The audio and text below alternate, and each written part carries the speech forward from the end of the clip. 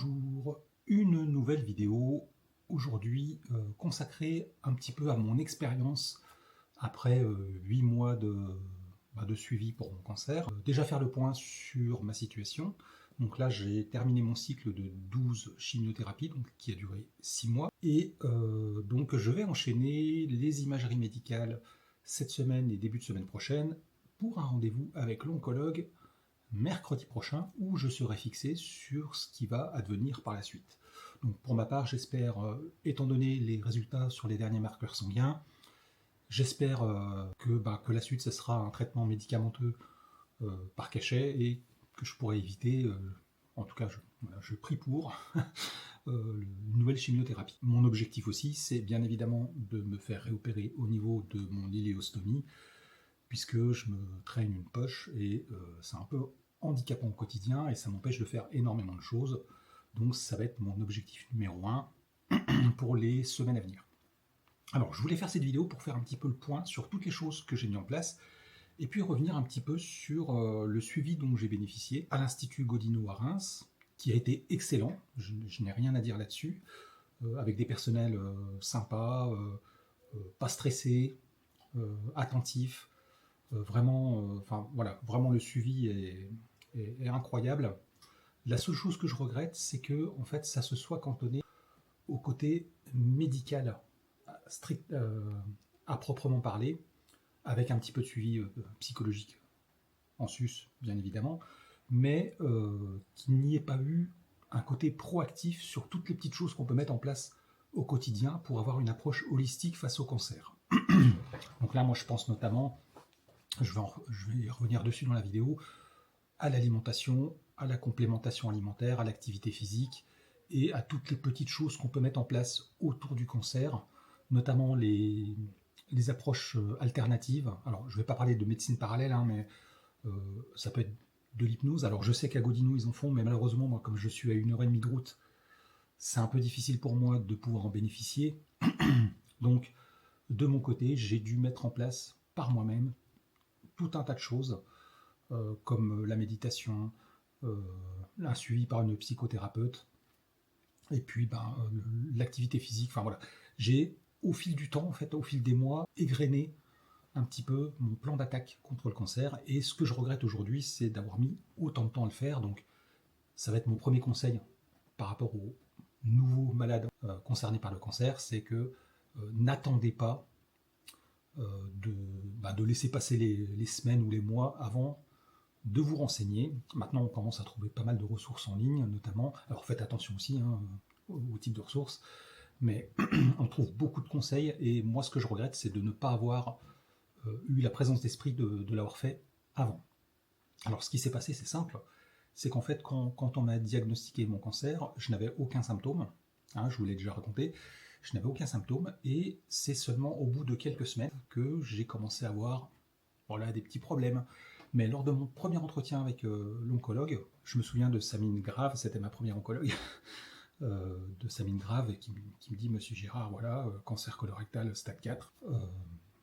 Sur le coup, j'ai pas trop réalisé. Je me suis dit, voilà, bon, ok, j'ai un cancer, c'est grave, mais je fais confiance à la médecine moderne, je vais suivre tranquillos une chimiothérapie, et puis, voilà, ils vont me guérir, quoi.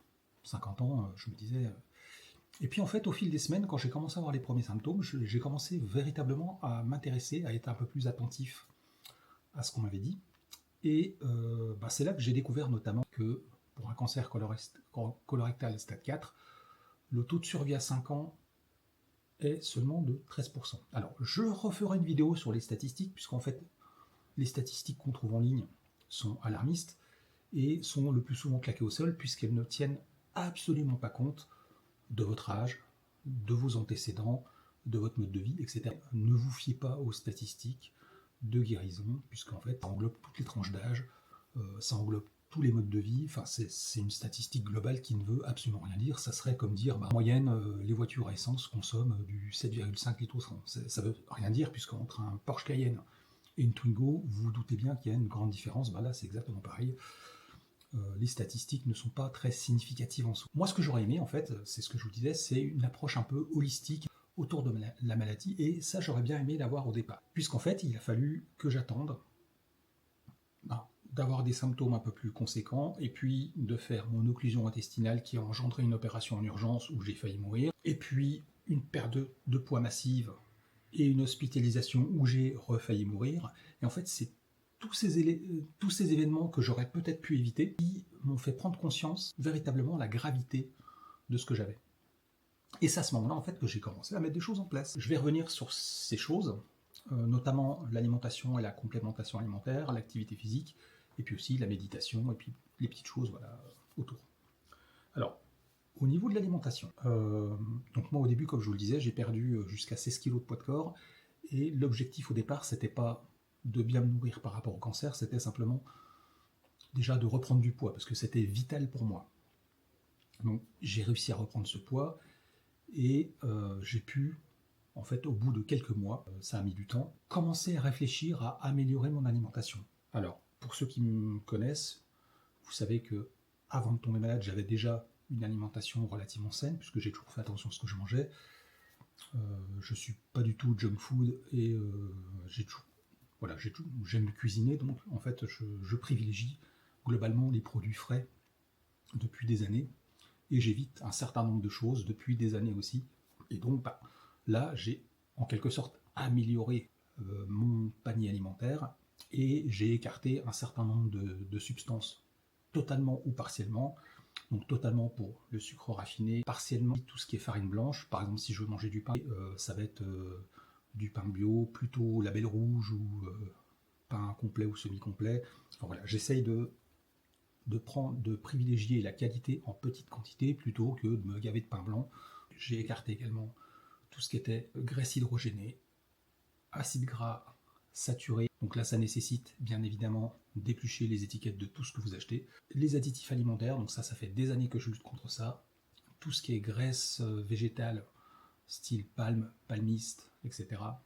En gros, tout ce qui est considéré comme mauvais pour la santé, ça fait quelques années déjà que je les avais en partie écartés, et là je les ai totalement écartés. Donc aujourd'hui je privilégie bien évidemment les produits frais, fruits et légumes, ma consommation de viande, plus particulièrement sur ce qui est viande rouge, donc porc, bœuf, veau en particulier. Aujourd'hui je préfère 1 ou 2 fois par mois aller au rayon boucherie et demander par exemple des steaks hachés. Si j'ai envie de me faire des burgers maison, je demande au boucher de me faire des steaks hachés avec du steak. Ça coûte un petit peu plus cher, mais par contre, ça n'a strictement rien à voir en termes de qualité par rapport au steak haché industriel à 15% de matière grasse à santé. Voilà, je ferme la parenthèse. Aussi de poisson frais, ça c'est excellent. Je privilégie les produits bio, si possible du bio français, puisque les normes bio sont différentes d'un pays à l'autre. Par exemple, le bio qui vient d'Amérique du Sud ne respecte absolument pas les mêmes normes que le bio européen, et qui plus est le bio français, qui est un des plus drastiques, en tout cas en termes de normes et d'obligations. Et je préfère à la limite des produits français non bio plutôt que des produits bio qui proviennent de pays où on ne sait pas trop comment c'est géré, puisque si vous suivez un peu Que Choisir ou 60 millions de consommateurs, vous savez que parfois on peut avoir des produits bio qui viennent d'autres pays qui contiennent plus de pesticides que des produits non bio français. Je ferme la parenthèse sur les fruits et légumes. Alors, je ne m'interdis rien. J'essaie d'avoir une alimentation plutôt flexitarienne, c'est-à-dire que j'ai réduit les apports en protéines animales sans les interdire. Je mange des œufs, du poisson, de la viande, pas forcément tous les jours. Donc le soir, je privilégie plutôt un repas végétarien. Et par contre, je ne m'interdis rien. C'est-à-dire que si j'ai envie de me faire plaisir, si un jour j'ai envie de manger un gâteau, alors comme je vous l'ai dit, je fais très attention à ce que j'achète. Aujourd'hui, j'ai réussi à trouver des produits où il n'y a plus d'additifs alimentaires, il n'y a plus de sucre raffiné, il n'y a pas de graisse hydrogénée, etc. Donc on peut réussir à trouver des produits quand même de qualité, même si ce sont des produits entre guillemets transformés. Et j'ai même trouvé par exemple des bonbons pour mes enfants, enfin pour ma fille surtout, qui ne contiennent que des ingrédients naturels. Alors ça, j'ai été moi-même estomaqué d'en trouver, c'est assez récent. Et donc, si ma fille, par exemple, me propose un bonbon, je vais pas en prendre tous les jours, hein, mais je vais pas le refuser, parce que je pense que le côté plaisir et bien-être est peut-être plus important quand on est malade du cancer que de surveiller de manière drastique son alimentation. Je ne suis pas à ce jour à un régime cétogène, donc sans glucides, qui est souvent conseillé quand on est malade du cancer, parce que, en tout cas, j'ai réduit mes apports en glucides, bien évidemment, mais je considère que le fait de se priver, ça peut engendrer une forme de stress, et je pense que le stress est beaucoup plus impactant que l'alimentation au niveau du cancer. Moi, je sais que j'en ai fait les frais. Aujourd'hui, j'ai conscience que c'est principalement le stress de ma vie d'avant qui m'a très certainement amené à la maladie. Et donc, je préfère avoir une alimentation la plus équilibrée qui soit, sans toutefois me restreindre ou me contraindre à respecter, mettre en péril, ne serait-ce que ma vie sociale, ou le fait de devoir manger des choses différentes par rapport à ce que mangent mes enfants. Donc ça, c'est la première chose. En termes de compléments alimentaires, je me suis, après beaucoup d'analyses et de vidéos regardées, d'études scientifiques que j'ai, entre guillemets, interprétées, je me suis arrêté à 5 compléments alimentaires, puisque je considère, j'avais pas envie de devenir une pharmacie ambulante, et je pense que l'alimentation est censée apporter suffisamment de nutriments dans la vie de tous les jours pour éviter de prendre des dizaines de compléments. Donc aujourd'hui j'en prends 5, de la vitamine C liposomale. Alors pourquoi liposomale? Parce que l'assimilation est bien meilleure que la vitamine C normale, donc j'en prends 1 gramme par jour. Ça ne sert pas à grand chose d'en prendre plus, puisque de toute façon elle va être éliminée par l'organisme. Je prends de la vitamine D3 sans vitamine K, donc moi je prends 2000 UI sans vitamine K, puisque dans mon cas personnel, c'est fortement déconseillé par l'équipe médicale, puisque ça peut occasionner des thromboses, c'est pas le cas de tout le monde, je tiens à le préciser. Je prends des oméga 3, qui sont excellents en préventif et en curatif contre le cancer, ainsi que du resveratrol et de la quercétine. Donc ça, c'est des composés qu'on trouve dans certains fruits et légumes, qui aident eux aussi, c'est prouvé par des études scientifiques, à leur petite échelle à lutter contre le cancer. Je vous renvoie aux précédentes vidéos.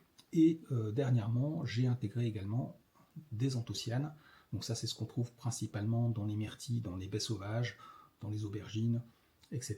Dans les fruits avec des couleurs bleues, violettes, rouges, qui sont dans une moindre mesure par rapport au resveratrol et à la quercétine, antioxydants, anti-inflammatoires, etc. et qui jouent des rôles qui ont été prouvés par des études scientifiques contre le cancer. Alors bien évidemment, ce n'est pas des produits miracles, ils ne viennent pas se substituer aux traitements médicaux, mais ce sont des petites briques qu'on va ajouter en fait pour aider l'organisme à mieux lutter contre la maladie. Parallèlement à ça, j'ai enfin repris une activité physique digne de ce nom, puisque aujourd'hui je fais mes 7 minutes de vélo d'appartement tous les jours, donc maintenant je suis à un rythme beaucoup plus soutenu.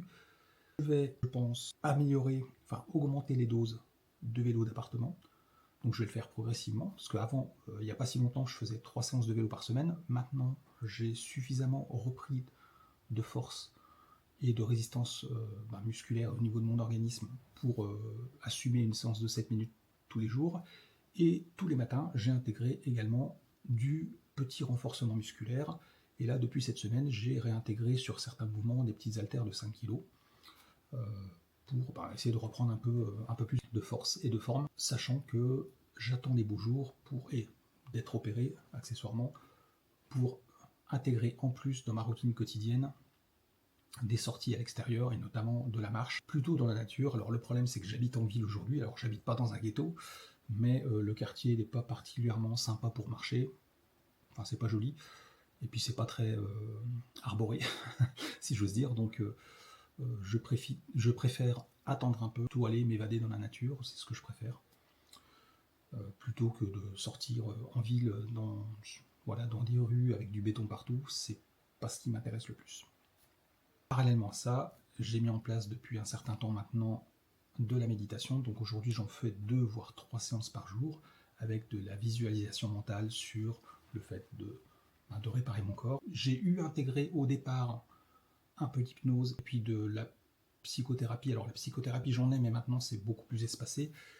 Ça m'a aidé au début, mais je sais que certains malades peuvent intégrer des médecines entre guillemets alternatives, comme de l'acupuncture, du magnétisme. Ça peut aider, alors ça marche pas forcément avec tout le monde, mais ça peut aider par exemple à mieux supporter les effets secondaires Donc moi, je n'y vois pas de problématique particulière, si tant est que ça ne se substitue pas aux traitements médicaux comme la chimiothérapie, la radiothérapie ou l'immunothérapie. Voilà, donc j'ai un peu fait le tour de ce que j'avais mis en place. Je terminerai par un conseil que je vais donner aux nouveaux malades du cancer qui regardent cette vidéo, c'est que je vous conseille, dès le début, de vous intéresser à la nutrition, à la complémentation alimentaire, et d'essayer, tant se faire que peu, de maintenir ou reprendre une activité physique, puisqu'en fait, tout ça, ça va faire partie d'un écosystème de choses à mettre en place pour faciliter la rémission et peut-être la guérison face au cancer. Prochainement, je vous parlerai d'un nouveau livre que je n'ai pas encore terminé, consacré à l'épigénétique. Ça permet de comprendre assez facilement pourquoi, par exemple, le mental peut fortement interagir avec la rémission et la guérison. Donc c'est vraiment un concept très intéressant, et d'ailleurs aujourd'hui, les laboratoires se consacrent pleinement à l'épigénétique, puisqu'en fait c'est une approche plus holistique que les simples médicaments chimiques. Et puis ça permet aussi de comprendre pourquoi il faut mettre certaines choses en place dans sa vie de tous les jours, pas forcément quand on est malade du cancer d'ailleurs, dans sa vie de tous les jours tout court. Et donc je vous en parlerai très prochainement. Je vais m'arrêter là. Rendez-vous très prochainement pour parler de mes résultats, si ça vous intéresse. Et quoi qu'il en soit, de toute façon, je vais continuer à faire des vidéos sur les petites choses que je trouve au fur et à mesure. Merci de m'avoir écouté et à très bientôt.